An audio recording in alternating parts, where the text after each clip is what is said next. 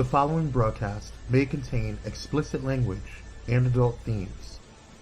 Viewer discretion is advised. The opinions expressed in this broadcast are those of the hosts, talent, and guests, and do not reflect the opinions, views, and standards of Pyro Media Enterprises, affiliates, subsidiaries, or its members.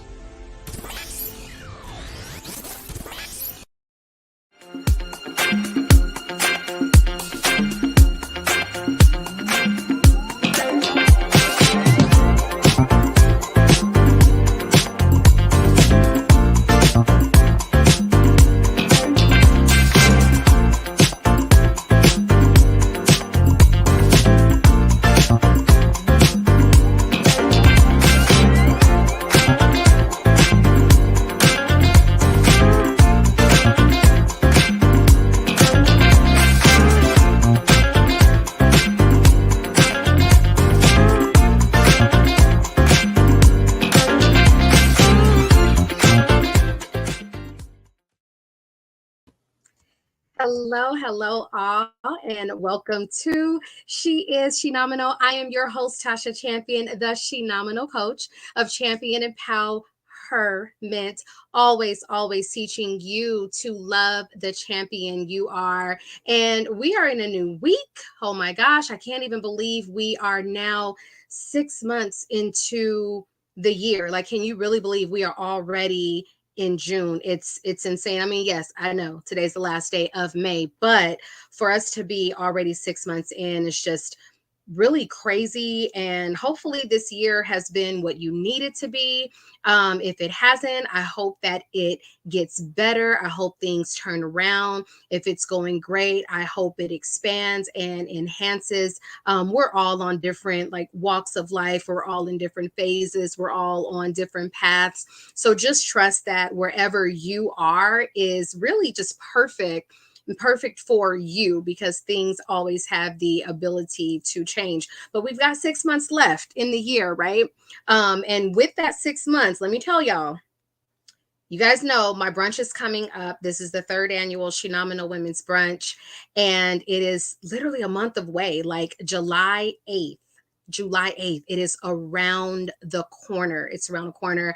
Let me just shout out really quick to TNT Photo Booth, Love Premiere Catering and Events, Pyro Media, Sweet Vine Teas and Products. Just thanking you guys for being sponsors. Thanking all of you who have purchased tickets, because, we're pretty much sold out. That's how we do things. But the brunch is going to be just exquisite and amazing. And then, of course, also I have the Shenomenal Women's Retreat coming up in October 6th through 8th. Is at a beautiful retreat space in Palm Springs, California. There you have it right there, shenomenal.com/retreat. All inclusive. I have actually the executive chef from Love Premier catering the food that's going to be there. We have our amazing facilitators, Bianca Page and Mika Morris, along with myself, that will be facilitating just amazing workshops that take you deeper into the truth of who you are, so that you are truly nourishing your soul in truth. So it's going to be an amazing time. Be sure to follow Shenomenal.com to make sure you are the first to know when things go on sale, when they're going to be. Everything Shenomenal is there just for you, right? All right. There's a couple things that I want to mention before we get this show started. So I've been hearing these phrases come up the last few weeks. I hear them all the time, but the last few weeks they've been very heavy. So I want to give you guys a couple of ways to respond to some of the things that you hear on a regular basis. So the first thing is, whoa, child, we're getting old.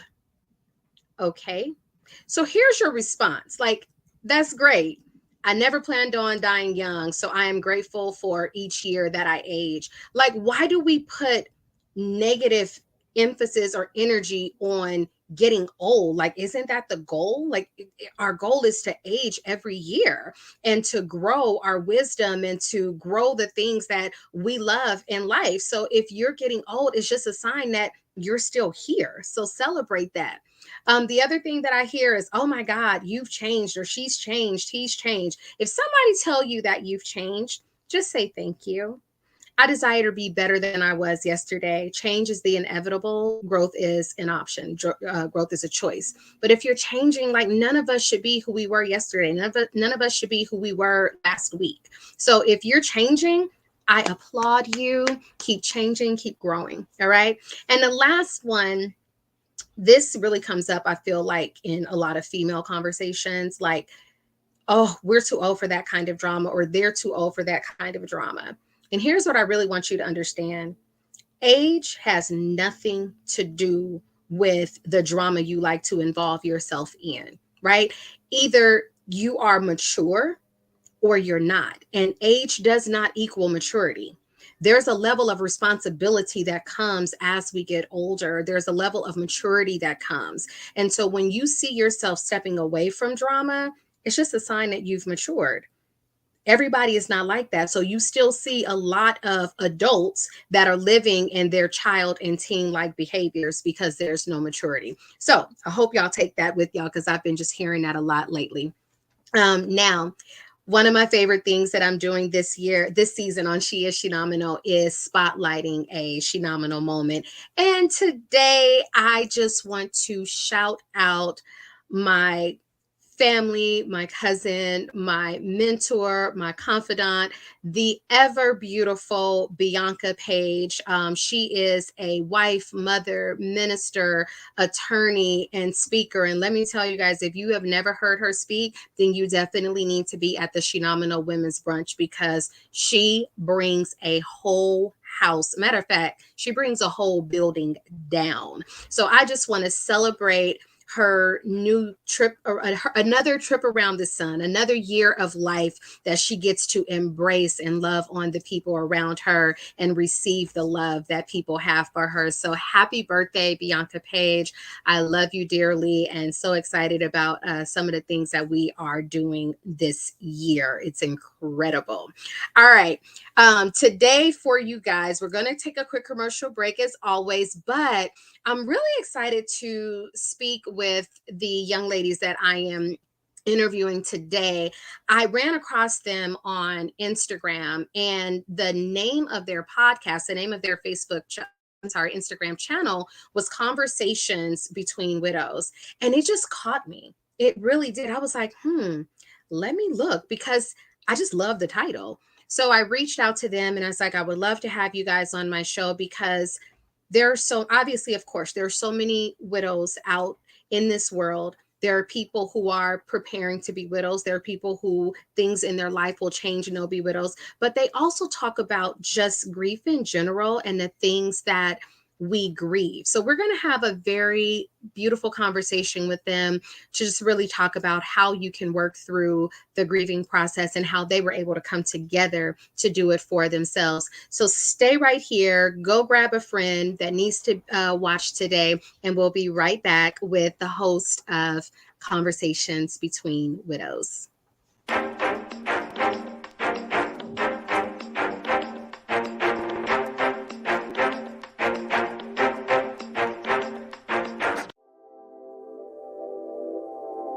This episode is sponsored in part by Bullet and Flight Radio. Get ready to uplift your spirit with Bullet and Flight Radio, the world's leading progressive Christian radio station. Experience the vibrant fusion of gospel house music and a rich medley of inspiration from all musical genres that'll make your heart soar. Join their extraordinary lineup of today's trailblazers, visionaries, and voices that matter, all sharing their stories and wisdom. Stay plugged in around the clock as they broadcast unmissable content 24/7. Your go-to station for all things inspiring. Become a pilot today by visiting bulletandflightradio.com. Bullet and Flight Radio. Your story, our station.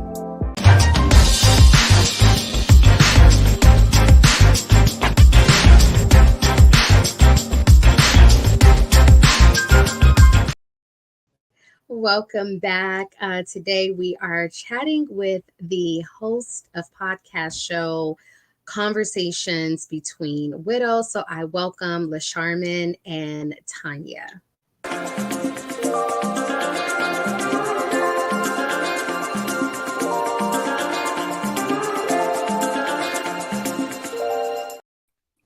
Hi, ladies. Hey, how are you?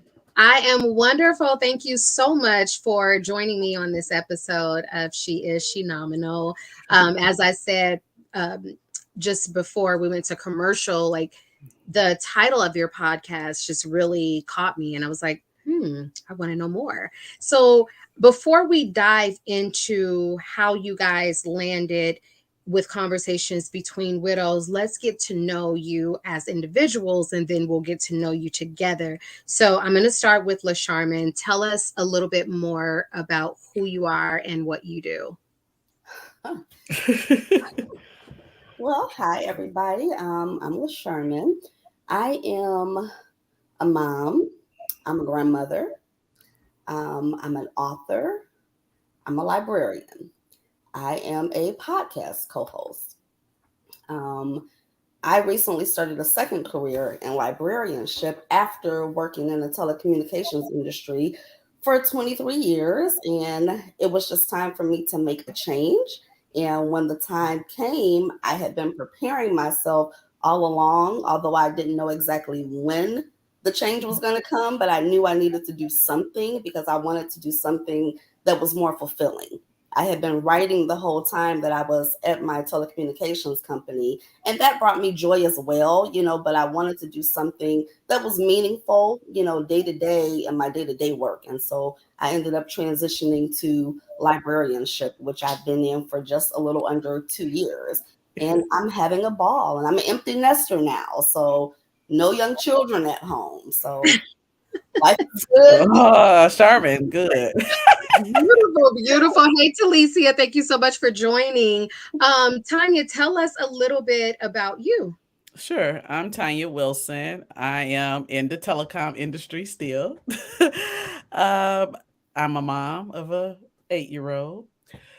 And a podcaster, co-host. Oh, and then at night, I actually sell Pure Romance on the side. So you got your work woman and during the day, and then Pure Romance at night. So yeah. All right. I love how she said at night, like you can't say Right. that in the daytime. But she's like, because I'm at work. So yeah, no. So yeah, that sums me up. I am not a grandmother at this time. You got a ways to go. Yes, please. yeah, right. Yes. But I am a mom of an 8-year-old, so I have a long ways to go before I'm an empty nester. So, I'm kind of right in the middle of you guys. Like, I'm not an empty nester. I have 4 kids, and my oldest moved to another country. And then I have my 3 boys at home. I mean, I live in California, so these kids cannot just, go off on their own anymore like we could when we were younger, because prices are just too much. Yeah. And I don't want my kids out there struggling when they can, be at home learning how to adult, so that when they do leave, they are far more prepared. So I'm right in the middle of both of y'all. And I want to mention both Tonia and I kind of left out of who we are. Very significant things about the both of us. We are both women of historical organizations of the Divine Nine. I am a member of Delta Sigma Theta sorority, and Tonia is a member of Sigma Gamma sorority. So we're very community minded, just out here, and I love the title of your show, Shenomenal. Yeah, we're doing it out here. Yes, I love you. Are you guys both in the same state or? Yes. Mm-hmm. Okay, same where are you guys located? Michigan. Yes. Michigan. Okay, cool. Awesome. That is kind of my second home growing up, because that's where my mom is from. So I always was there during the summers with my grandparents. So Michigan, I'm very familiar with, minus wintertime. I don't do snow. So yeah. We don't like the snow either. We're not a fan. And I think the older we get, the more we be like, I need somewhere hot.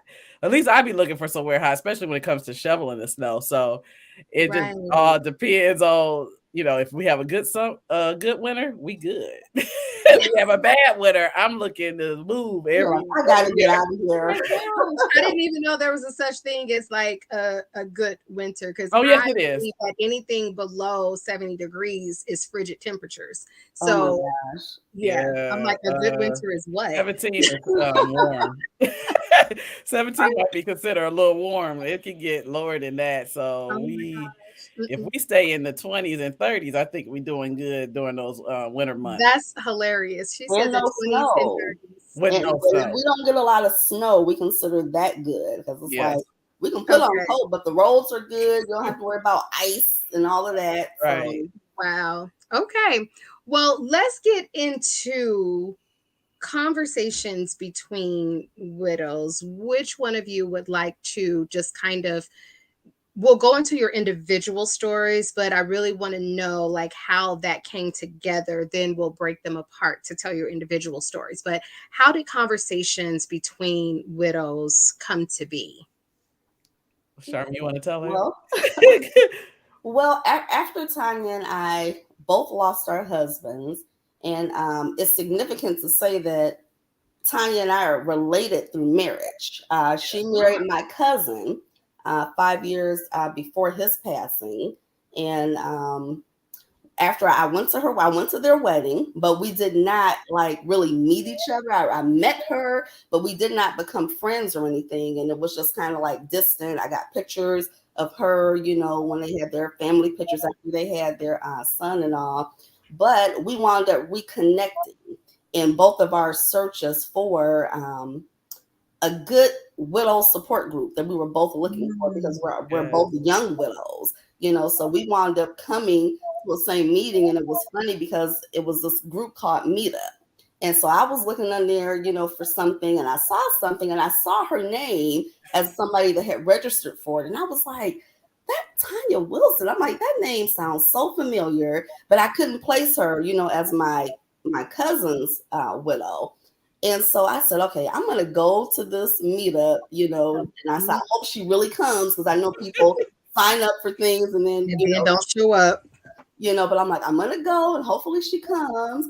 And when I got there, she was there and I recognized her. She didn't recognize me immediately, but as we started like going around the table telling our stories, then she kind of recognized the story of how my husband passed. So it was like we connected after that. And then we became friends and we started talking. And our conversations would just be so candid and just really supportive and helping each other. And she was like, we need to start a podcast. Yeah. And I was reluctant at first because, I write. And when you're a writer, you're just always doing something. It's always work in progress going on. And I'm like, oh, that sounds good. But, am I gonna be able to keep this up? But she was insistent. She's like, we need to start a podcast. And so we did it in April of 2017 is when we launched it. But the topic or the title was like, we need to call it Conversations Between Widows, because that's what we were. And our show is literally us having a conversation over the phone, talking about things that are relevant to the widow community. And then we also expanded to include everybody who is kind of going through a change of life. Like if I was just a single woman and now I'm an empty nester, that can be devastating. That's a grief, right?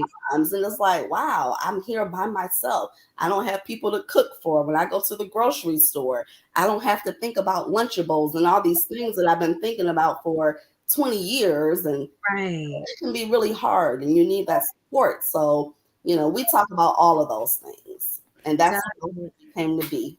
Yeah. Tonia, did you guys lose your spouses like within a certain amount of time, or had it been years? We lost our spouses actually in the same year. Surprisingly, she had attended the funeral of my husband, which is her first cousin, Othello, July, I want to say July 28th, because he died on the 20th. What's significant about that is it's 10 days before, or 9 days, 9 days before my actual birthday. So he passed on the 20th. My birthday was the 29th. And I believe I had the funeral on the 28th. So that had happened. And then this turn around and she lost her husband in December of that same year. So that was, one thing where we connected on like, dang, we both lost our husbands in the same year because they was just at the funeral for my husband. Right. And during that time, like LaCharmine was saying, is that we were looking for support groups that cater to young widows and widowers or anybody that's grieving that's young. Most support groups are at the church, but they don't really cater, or at the time, they didn't really cater to young women and young Mm-hmm. men. They usually cater to people that are a little bit more wiser, that has been through a lot, and that's more mature in their age. What I'm saying. What I'm saying. Say that. I love that you said that. Yes. Yeah. So with that being said, it was hard finding support groups. So when I came across Meetup, it was actually after I had finally found me a therapist, because finding a therapist that can really relate or can help you through your grief was hard as well.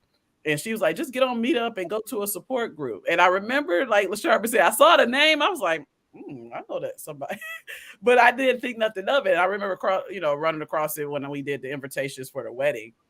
And so, yeah, I was at the Meetup and she was describing. I said, I heard this story before because my brother-in-law had told me about his cousin who lost her husband in a house fire. I was like, now why I know this story? I said, Right. So it's a little too familiar. It's too close to when home. she said, Tanya, do you remember me? I was like, but then I told her, I said, girl, it could have been the widow fog, because that does happen where you kind of tend to forget stuff and you kind of have your mind all over the place, because that's how, the early stages of grief kind of work. It's like when something happens so traumatic like that, it's kind of hard to focus. And like the day of the wedding, I really was busy, so I didn't get a chance to kind of conversate with, the two sides of the family that much.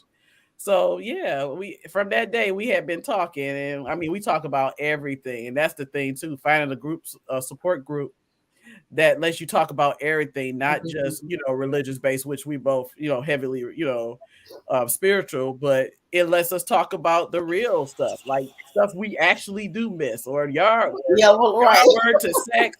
Like we talk about all of it.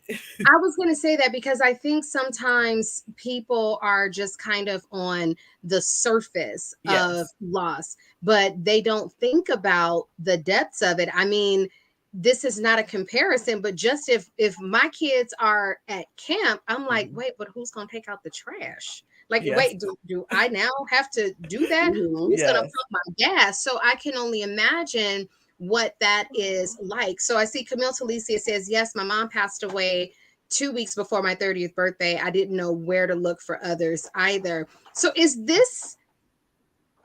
it because she's saying that, you guys are saying that, I guess my question is, why is it so difficult to find grief support groups? I think it's difficult when it comes to the certain age group you're looking for.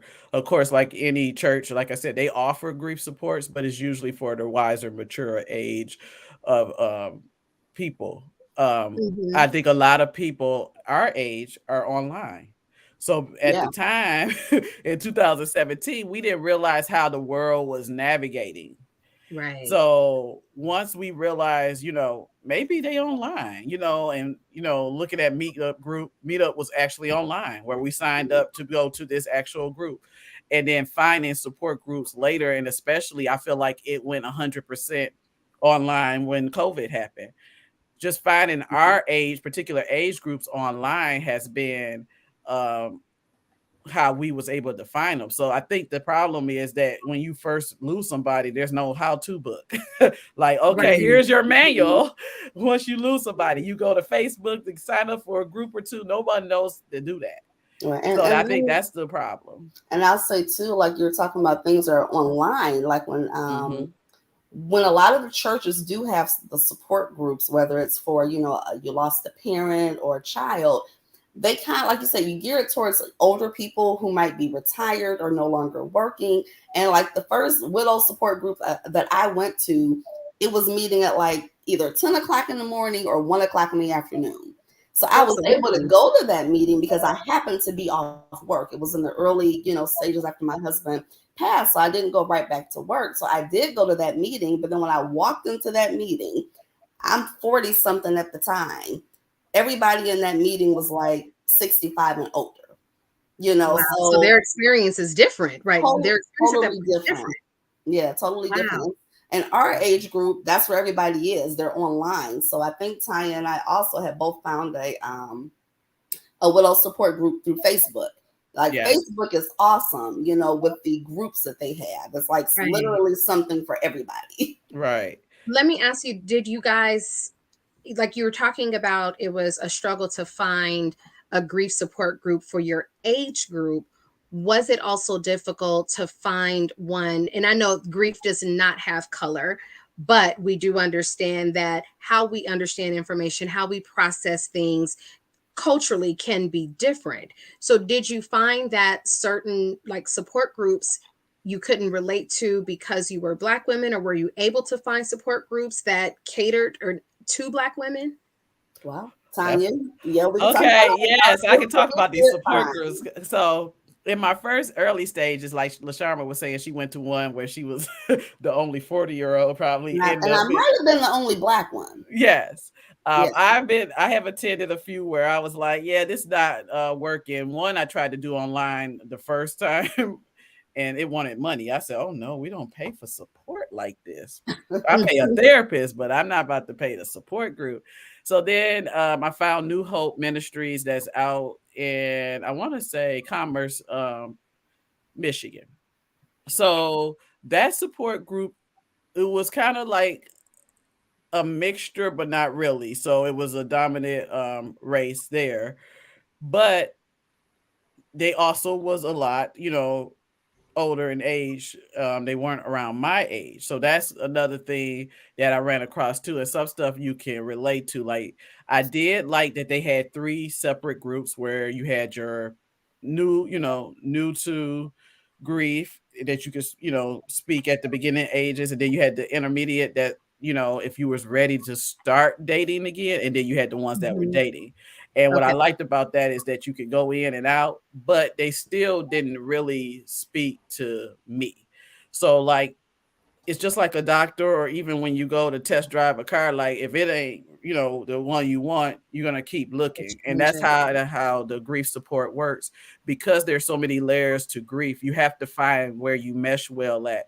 And it takes time. Sometimes it's not done right away after someone passed. Sometimes it took years. I didn't really find a group that I really resonated to until like 2019, when I ran across the Bounce Back by Maya, and that's via Facebook too. Via Facebook. So that group, I used to listen to her on Thursday. She'd do a live, and she would just talk to widows. Okay, so then when COVID happened, LaCharmine sent me a link to Clubhouse. I couldn't remember the name, to Clubhouse. And I've been going to that support group every Tuesday, and that's Young Black Widow Incorporated. And I like going there, to the point that I actually serve as one of the board members on there now. Wow. But it took time to get to that actual moment. Yeah, so it's just like anything. If it's not working out, if somebody says the shoe don't fit, keep going. Like, you got to find what really fits for you when it comes to those support groups. And you got to be, I like the ones that are like more open and judgment free. Right. So I had to find that, because that's, also a task in itself. You have to find a support group that you can just be your authentic self and not worry about anybody judging you or anyone having opinions over you. You want to be able to just be yourself and speak with a group of people that can relate, that you're not able to actually talk to your friends or close family about. Like, they can help, but they are not, they didn't walk in that path. They haven't experienced They're not on that journey at this time. And we never wish for anybody to be on the journey with us, because this is not a club that you want to be a club that you in. I totally understand. As a cancer survivor and someone who actually works with like those that are currently in the battle, it's a lot more difficult to talk to someone who has never been in that situation. Like, you really do. Support groups are here because we're able to commune with people who fully understand what I am feeling. Like everybody else, your friends and family can love you, But if they have not lost a spouse, if they have not had cancer, if they have not had the same experience, it's only so much support that they can offer because they cannot relate, which is why I don't like when people say, like, oh, I understand what you're going through. Do Yeah. you? Yeah, we had a whole And we podcast talk, over we talk that. about that all Yeah, the time on the yes, podcast. yes, because you can't understand unless you walk through the journey, and then our journeys are different too. We grieve Exactly. differently. We have the common goal of, yes, all of us losing someone that we love to death, but it's not the same. And then sometimes I know at a point some people used to compare it to divorce. Like divorce is, its own grief process in itself, but you can still probably pick up the phone and yell at that person. We'd be Uh-huh. yelling at the sky or yelling at a Right. picture because they are no longer able to yell back at us or speak to us Wow. again. Okay, we're going to take a quick commercial break, but when we come back, I really want to take some time to unpack grief because, like you said, it is different for each person. And if you guys are comfortable answering this question, then I welcome it. But I would like to know, like, you don't have to go into detail, but how your spouses die. Like, was it just something that happened unexpectedly, or was it something like that you had time to kind of prepare for, where there was a grieving process that led up to the death? But we're going to take a quick commercial break, and when we come back, we'll begin to really unpack grief and how we can just work through those stages and phases because it's not overnight. Absolutely. All right.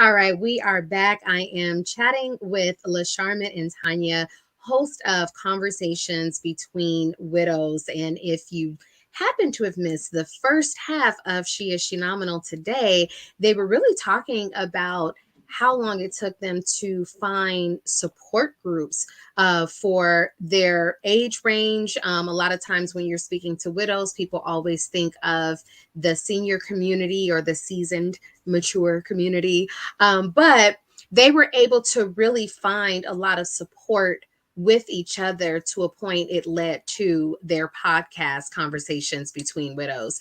And just before the break, I was asking about the grieving and how we're going to unpack the grief. And my question, if you're comfortable answering, is how the death happened. You don't need to go in detail, but I'm just curious to know, was it something that was sudden, or was it something that it was like for me right now, I believe my grandmother is transitioning, but I have time, like that grieving process has already started because I know her life is going to transition soon.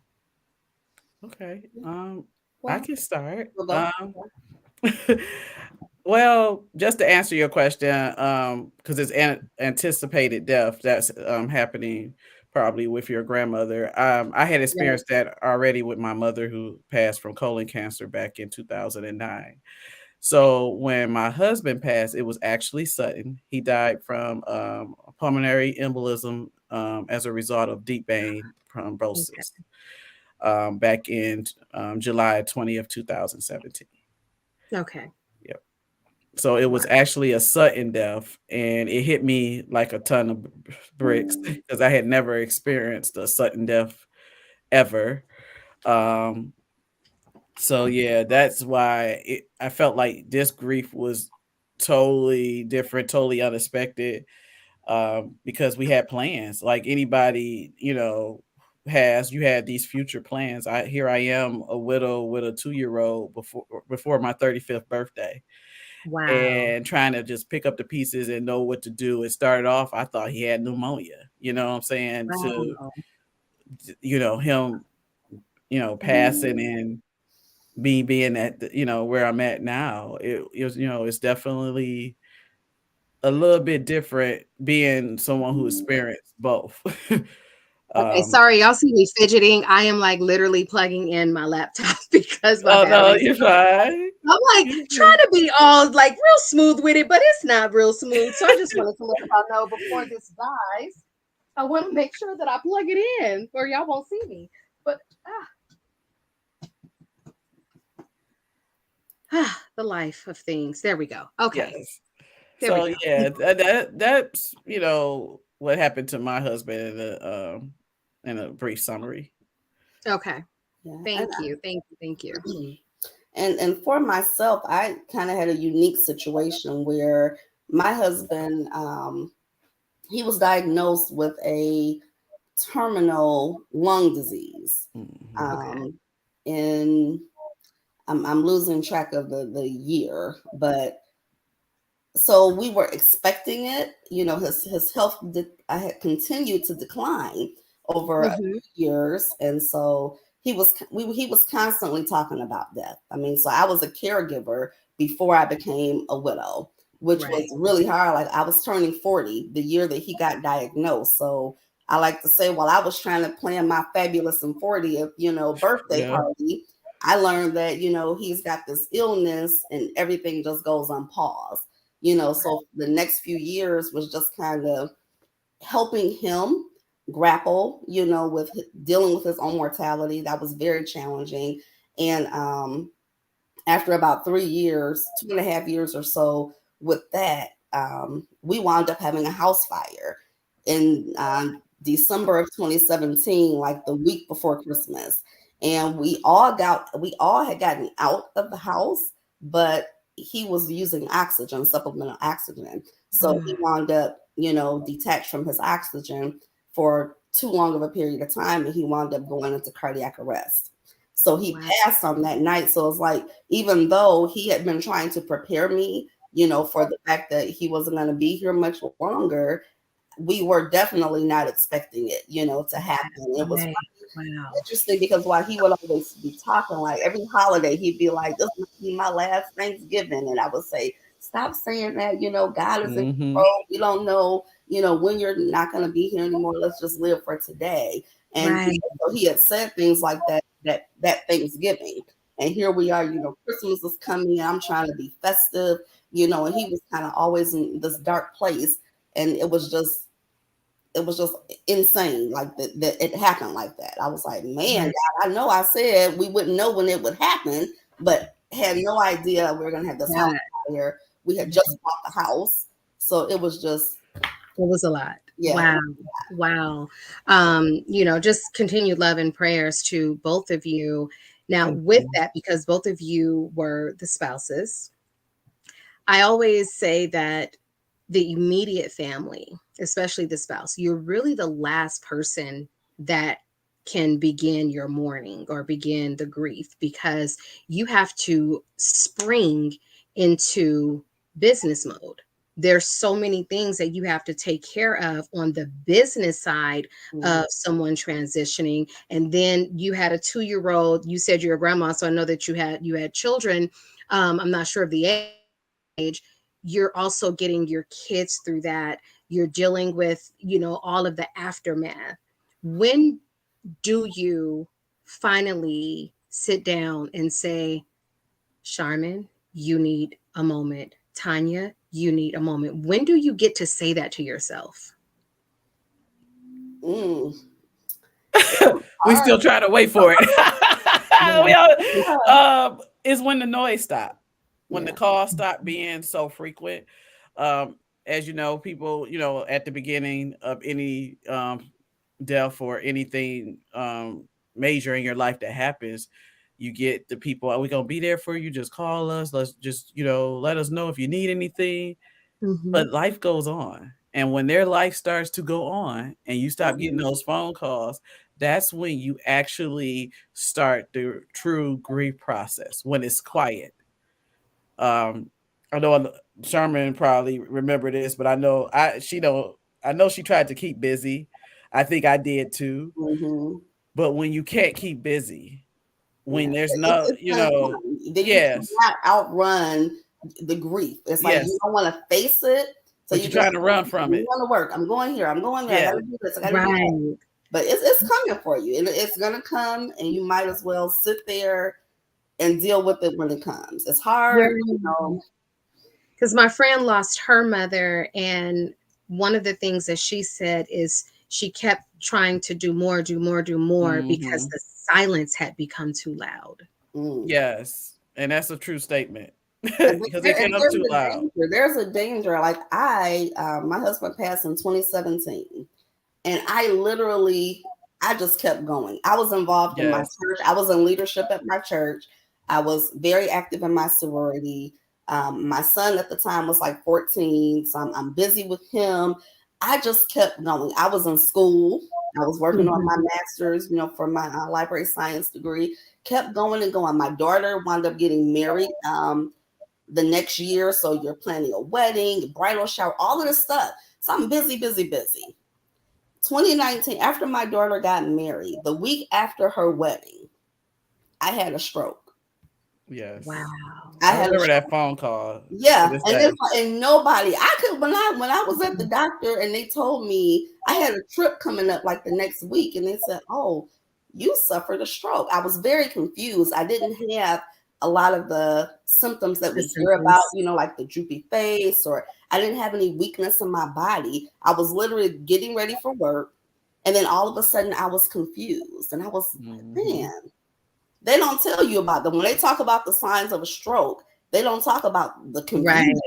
That's one of the signs, but we all would get confused. So don't go thinking I'm confused. I might be having a stroke. Yes. That was the symptom for me. But I think that was kind of like a wake-up call, because I came out of that situation pretty unscathed. And, I did have to have some therapy for like my writing, and I think it's called when you're reading and you kind of transpose words and things like that. Okay.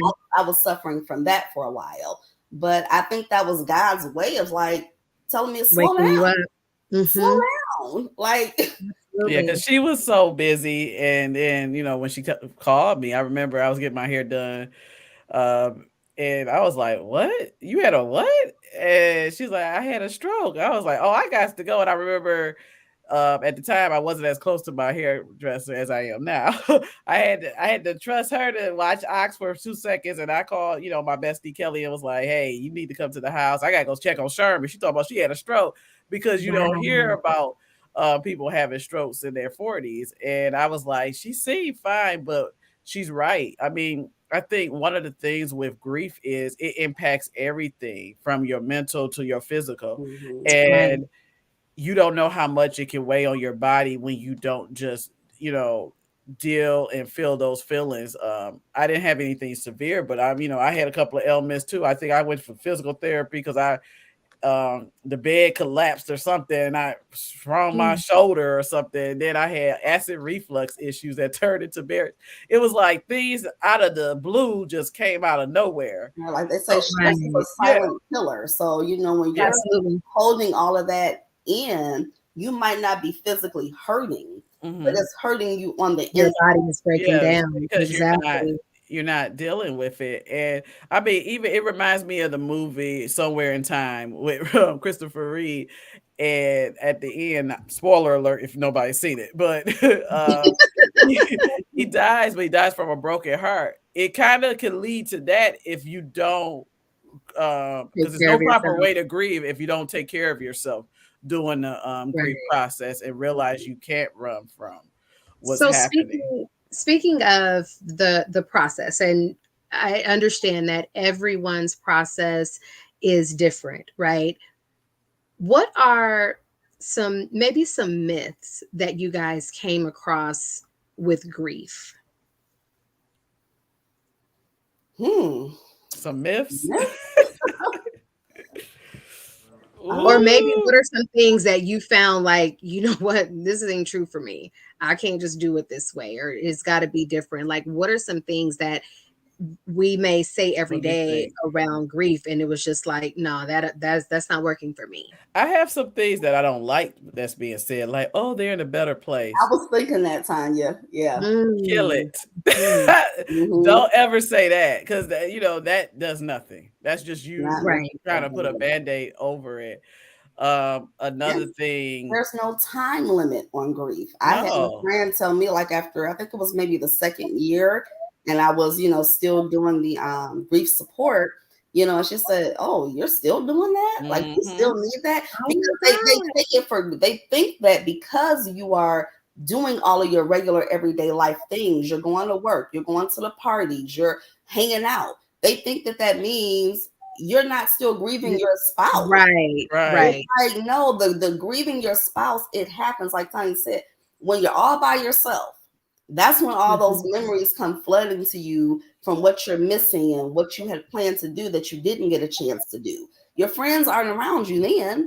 That's when we have to reach out, to the people in our widow support group, because they understand. They know exactly what we're going through.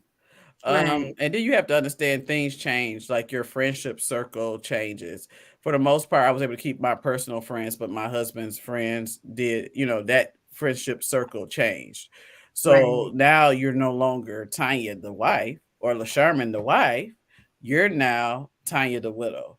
So you treat it a little bit different, or LaCharmine the widow. So that's something else that people have to understand with going through it. And like LaCharmine said, people will say, well, you should get over it.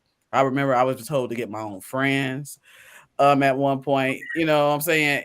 It's a lot that goes into it. And it's a continuous journey, because the thing about grief is you learn to just roll with the waves, as Lauren London had said on one of the podcasts, but you never get over grief. Like, it's always going to be a part of, this is your story. Now this is your next chapter. The chapter of Tonia the wife ended, and the new chapter started with Tonia the widow.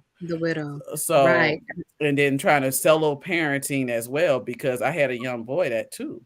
So trying to keep my husband's memory alive, along with navigating the different emotions. And they come up because you could have maybe a week or two. You could even go like a year and have a good year, but something could trigger you that brings all that grief back to the surface, and you find yourself like you were, in my case, on July 20th, when that guy announced that he has passed. You find yourself back at that moment.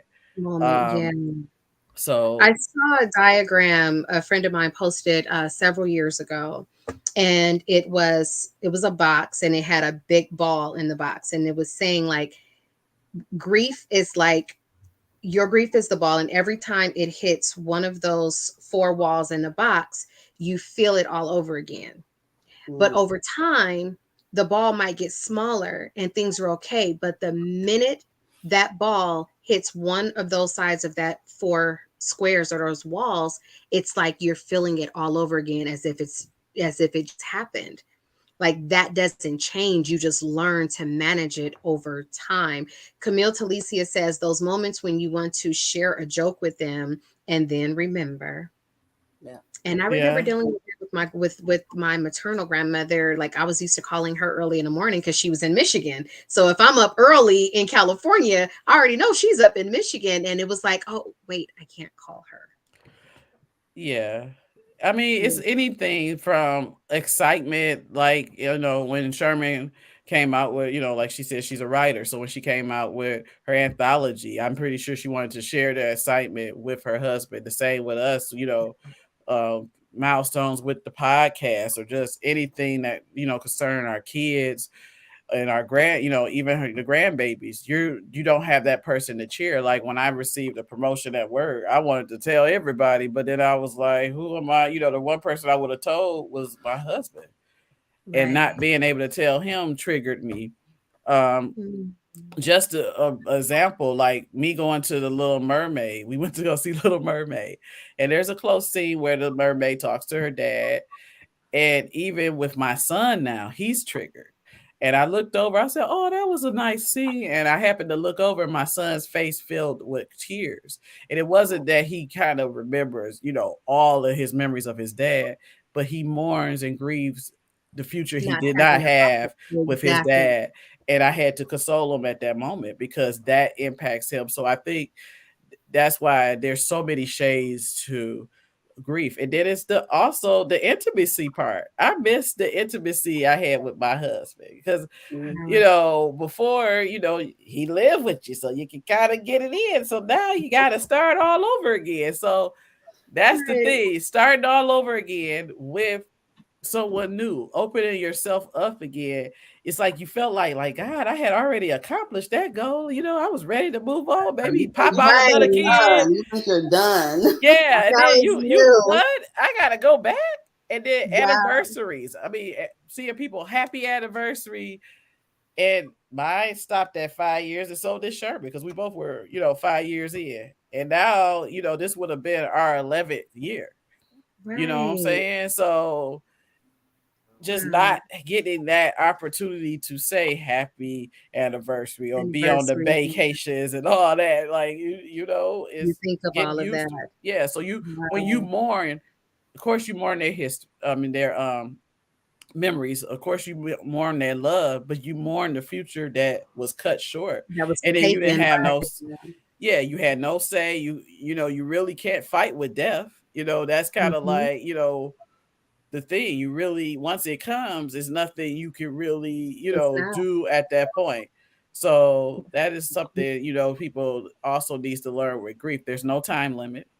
It does come in all types of shades.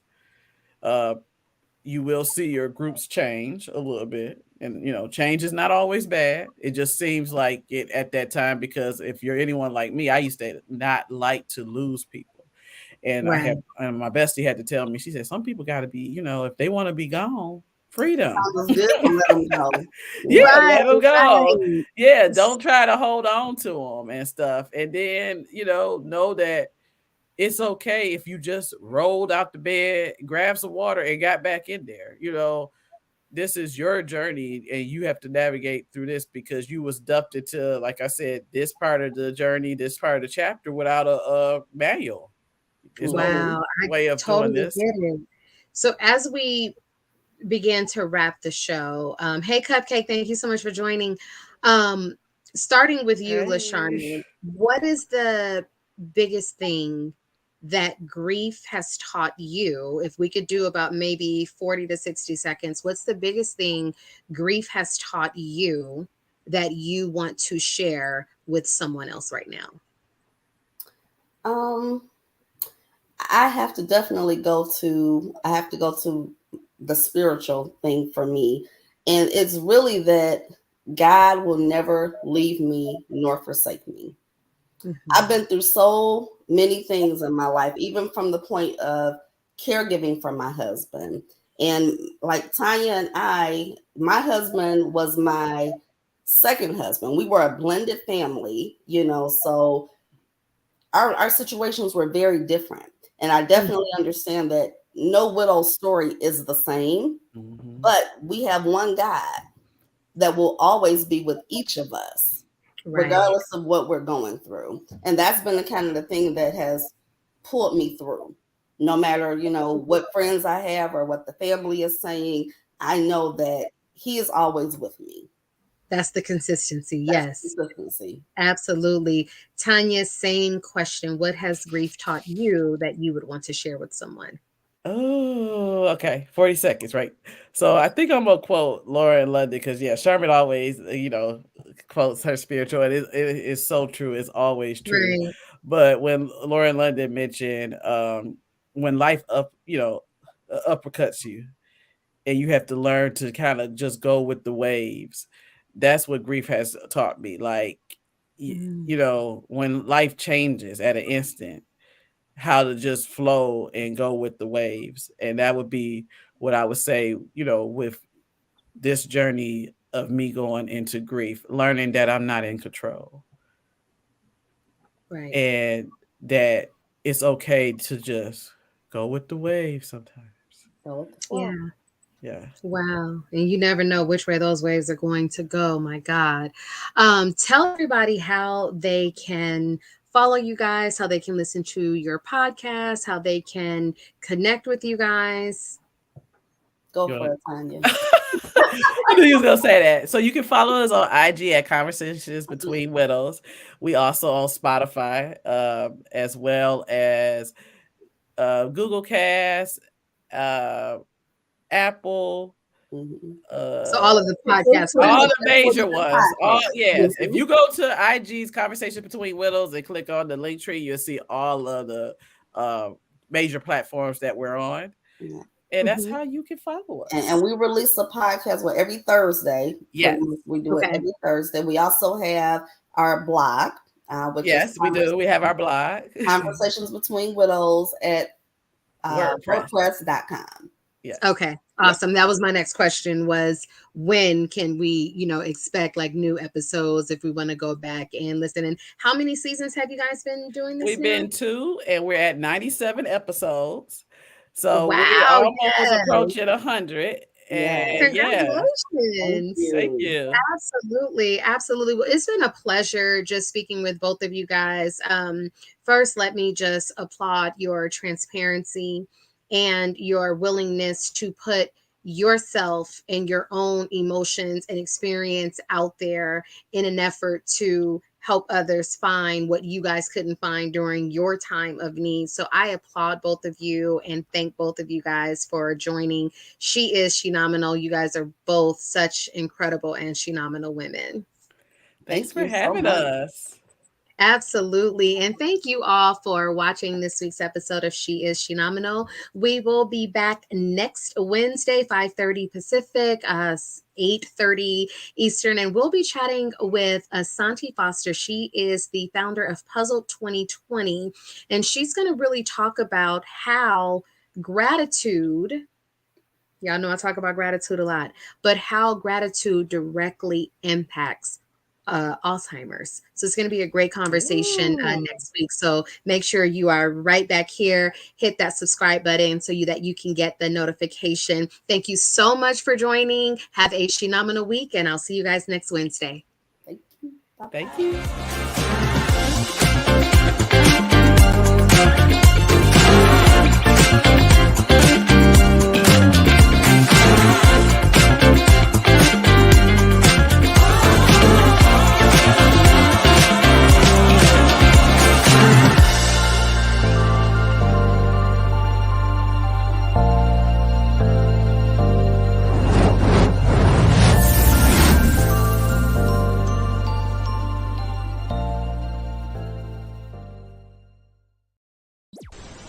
If you enjoyed this content, be sure to hit the like button and subscribe to Pyro Media Network's YouTube channel for more awesome content. Plus, don't forget to hit the notification bell so you never miss when we go live or upload new videos. Visit pyromedianetwork.com today, not just to check out our incredible roster of talented creatives, but also to gain access to exclusive bonus material available only to our Pyro fam. Show your support for this Black-owned indie network by donating today. Help us keep igniting brands everywhere.